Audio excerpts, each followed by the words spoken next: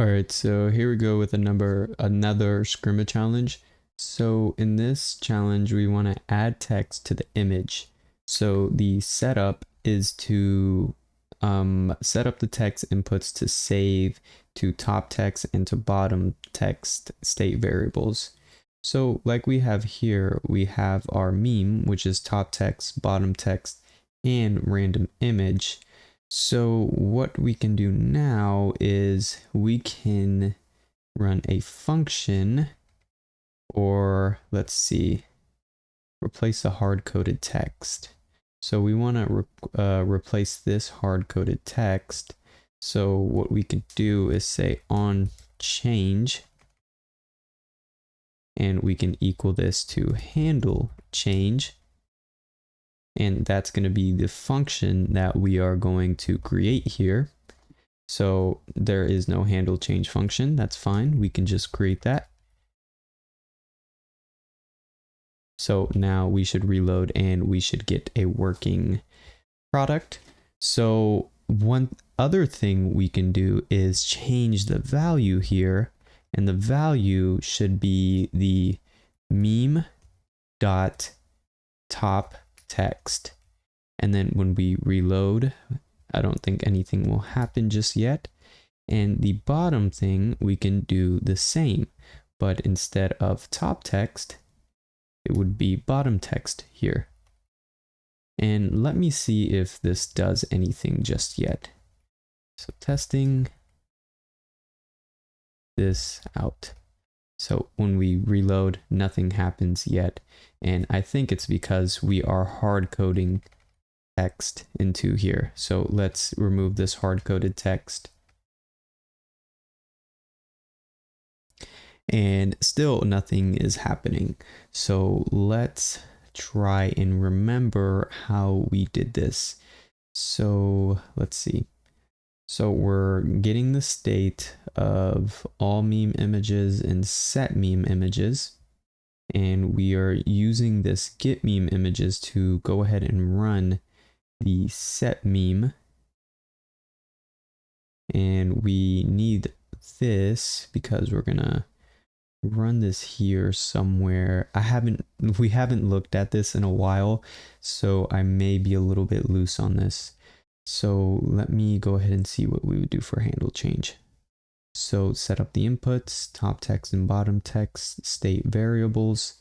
So what we could do is say top text, setting this out. Let me go ahead and console.log meme and let's see what we get. So yeah, we get our top text and our bottom text. So the value should be meme top text. Let me see, because maybe that's only changing the value. Let me see, testing. Okay, that doesn't do anything either.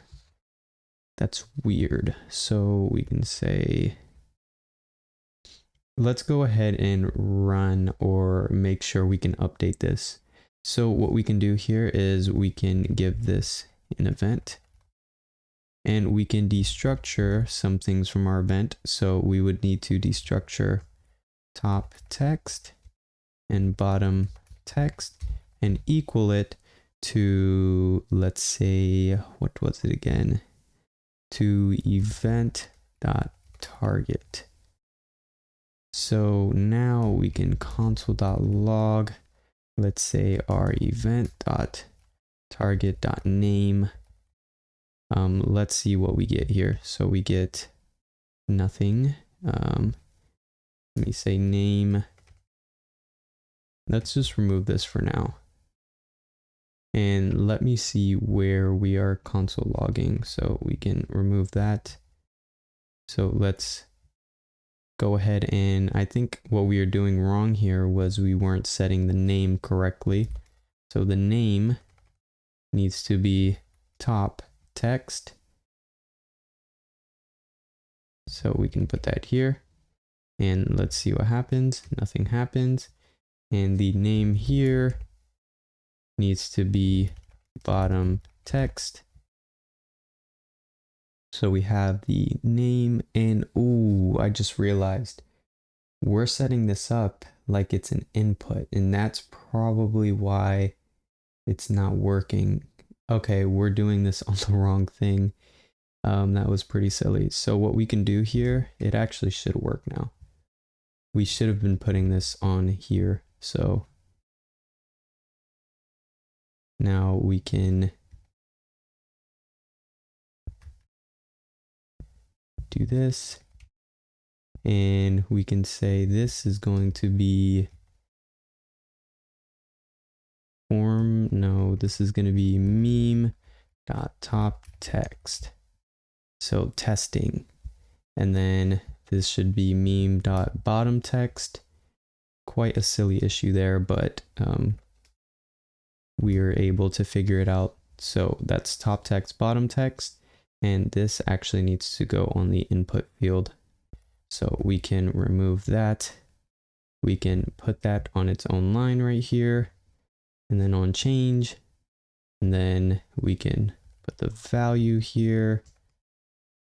So now we should get the top text, and then we should get bottom text. So now what we're able to do is go ahead and remove this since we know it's working, and remove this as well since we know it's working. And now we can do some changes here. So going back, we could go ahead and destructure this. So we want our name, and we also want a value. So when we get the value, I'll show what we log here. So going back, value, and we need to equal this to event.target. So now we get the top text and then the value that we put in of top and then of bottom. So I don't know why text is not getting put there. Let me go ahead and see why that is. So name is bottom text. Let me go ahead and make sure this is correct. On change, we're going to run the handle text, and the value, we can remove this for now and see if that fixes it. It does fix it. So now what we can do is we can go ahead and set up the set meme. So set meme is going to take the previous state and it's going to equal it to a implicit return, and we're going to take our object literal, take the previous state, and we are going to wrap our name inside of this array, and this is for computing. So when we have dynamic links, we want to wrap them in array literal syntax inside of the keys of these cloned objects, and then we want to just get the value, and that's what we want to update. So now when we go ahead and console.log meme and we say t test, so this is working, and then awesome, and it works. So we can get a new meme image, and as we see, it's working for all of them. So some of these memes kind of don't work for this, but that's how we would basically set it up. And I want to go ahead and also do this on my local project. So we're going to repeat this in my local project, and it's going to be a bit different. So let's go ahead and open my meme generator, and now we are going to run this locally. We have a weird problem here. Okay, so that's fixed.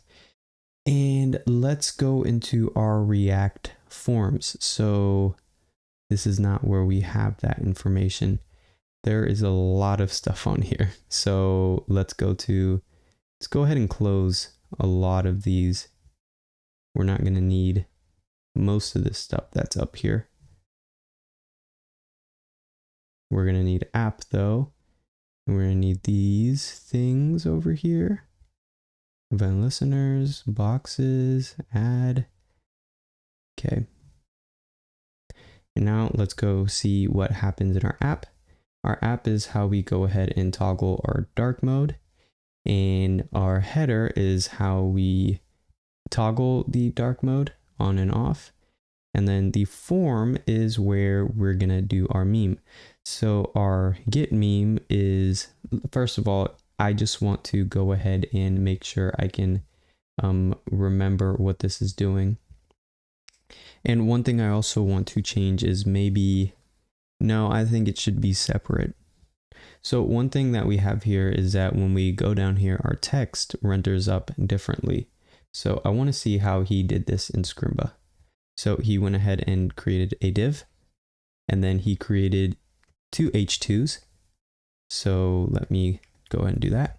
h2 and h2. And then I want to say, we'll just do this. Shut up and take my money. So it won't work correctly. It'll render it off to the side here. So what we can do here, what I think he's doing is giving these two classes an absolute property. And then this class should also have an absolute property. And then this should have a relative property. And this is just making sure that when we grow or when we shrink, it stays where it's supposed to stay. So this bottom one is going to be a bit different. So it's going to say top, and we're going to say 300 pixels because it's going to have to move down. So I think another thing is that when we change our image, it might be a little bit weird. So I wonder how he did it. I'm going to go into his CSS real quick and kind of just see how he did this. So he made meme text, let's say a background of Slate 300. And let's say background of Slate 400 as well. So let's see what he did. So he made the width 80%. So we'll go ahead and do that as well. We'll say our width is 80%. And what this should do is make this container 80%. We'll also probably have to align center. So we can say items center for that, or justify center. So let me see if justify center would work. Justify center or text center. So text center. Okay. And then we can say our left is going to be 50%. So let's see what that means or what that does. So our left is going to be 50%. And that's going to move that 50% to the right. And we kind of don't want that. But I think he might have a right property here as well. So let me see. So transform. And then, or how about translate? See what translate does. TW translate X. So we're going to translate X. We're going to say minus 50 pixels. That should kind of be moving it back in the middle here. That's exactly what we want happening. We're going to say the margin is going to be 15 pixels 0. So that should go ahead and fix that. So I don't think we can do that in Tailwind. So our padding, so our P is going to be 5 pixels. So let's see what that does. That just makes that wider. Our font family is going to be impact. So that should work by default here. We're just going to say font impact. And let's see if that works. So let me say font families in Tailwind. So font family in Tailwind. So font should be do font. And okay, so we can't grab impact unless we grab it from somewhere else. So what I want to do instead is I want to say impact here, and we'll just put that inside of our CSS file just to save a little bit of time here. So we can say dot impact font family impact, and that's just the easier way to do it. Probably not the best way, but for now that should work. So the font size should be 2 ems. So this is text 2 ems. Okay. And the text transform. So transform.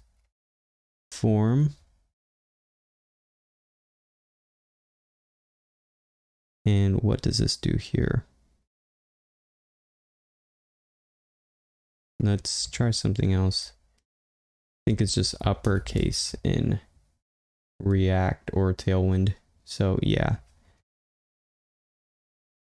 that worked perfectly. So it's just uppercase in Tailwind. And then our color, of course, is going to be text white. And that won't change in dark mode, so we can just keep that. And then the letter spacing, I think this is just called something else in Tailwind. Let me look that up. Letter spacing is called tracking. So let me see, letter spacing 1 pixel. So tracking wide. We'll just hard code this by saying tracking 1 pixel. And let me see what it looks like without. Yep, we'll just do that instead. And then the text shadow. So text shadow. Oh, that's a weird thing. Okay. Let's see how we would do that in Tailwind. Drop shadow.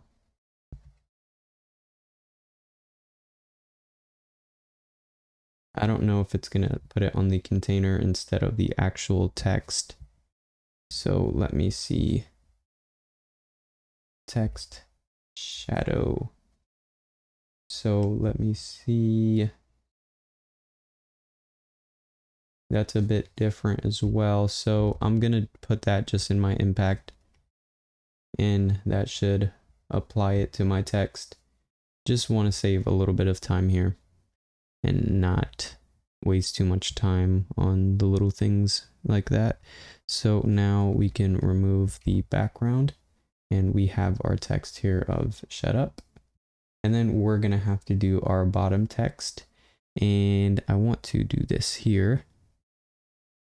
And we'll go ahead and do this. And I think we're gonna just run our class of bottom here. And I think that's what he did here. And we are gonna run our class of top. So now we can differentiate here. So we can say bottom, and we can say top. And let me see here. It looks like there's a little bit of padding there. So what we can do here to fix that issue is just to add some padding. So we can just say P6. And that should work.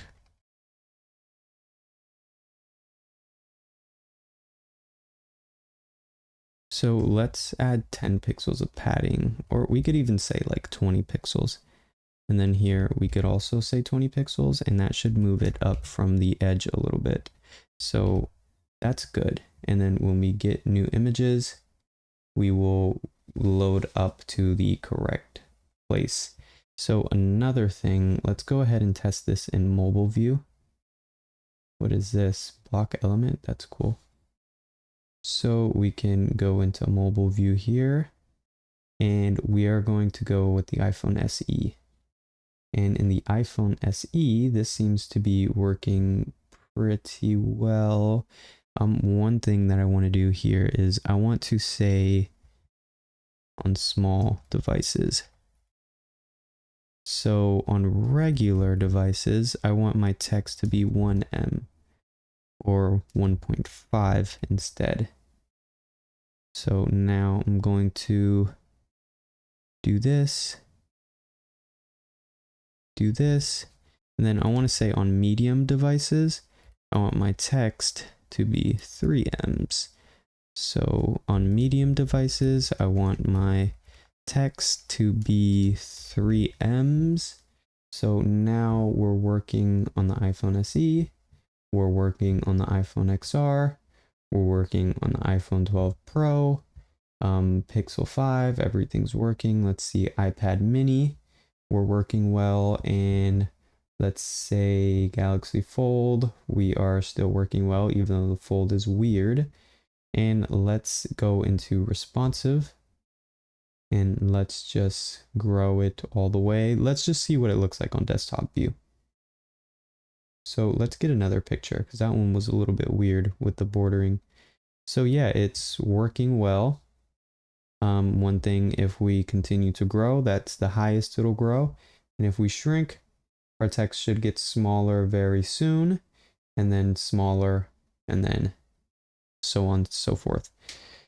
So yeah, I think that works exactly how we want it to work. But now we have to go ahead and change our state. So I want to save this, and I want to do it from scratch. So now what we want to go ahead and do is we want to trigger an on change. So we want to take these forms here, these input forms, and we want to go ahead and say on change. We want to run handle change. And we also want to do that for this form right here. And this handle change function is going to be up here. And it's going to get the event.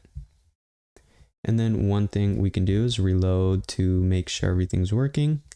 And one thing I want to go ahead and console.log is a target.event so that we can see what this is doing one more time. So we can go ahead and do this, remove this. We can remove this as well. Let's reload just to make sure we're not getting any errors.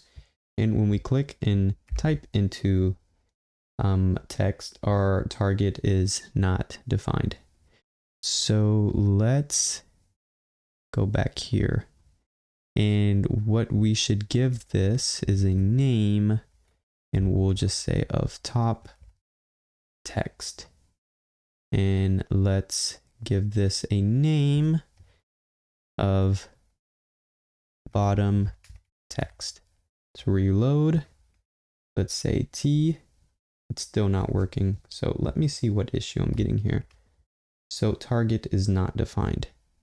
So target over here is not defined. So that is really weird. That should be working correctly. So let's say target event dot value. Let's see what we get when we do this. Target is not defined. That is so weird. Why is that happening? So let me go back here for a second. So our meme is here, and then